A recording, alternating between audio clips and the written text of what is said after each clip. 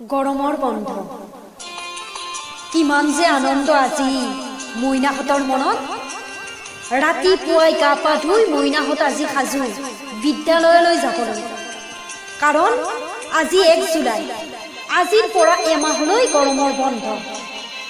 গাইপতি প্ৰতিজনে 5 টকাকৈ দিছে বিদ্যালয়ত উপস্থিত নাথাকিলে 2 টকাকৈ দিয়া পইচাবোৰটো আছেই বুটমুগৰ লগতে অলপ চাহৰো যা-যোগাৰ কৰিছে সকলোৱে মিলিজুলি খাবলৈ আজি যেন আনন্দৰ সীমা নাই মইনাহঁতৰ গাত প্ৰথম দুদিনতে গৃহ কৰ্মবোৰ শেষ কৰি তাৰ পিছত বৰশী বাব মাৰ্বল খেলিব ৰবাব টেঙাৰে ফুটবল খেলিব আৰু মামা পেহী খুৰা-খুৰীহঁতৰ ঘৰলৈ যাব কোনোবাজনে পেহীয়েকৰ ঘৰলৈ গৈ চিৰিয়াখানাও চাবলৈ যাব আনজনক আকৌ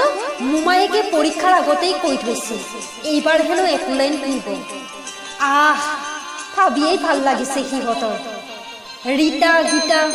যদু নীলহঁতক স্কুল খুলিলেই কৈয়ে ভাল লাগিব এইবোৰ কথা কিন্তু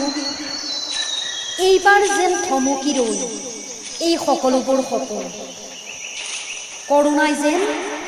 বেৰি ধৰিলে এই সকলোবোৰ সপোনক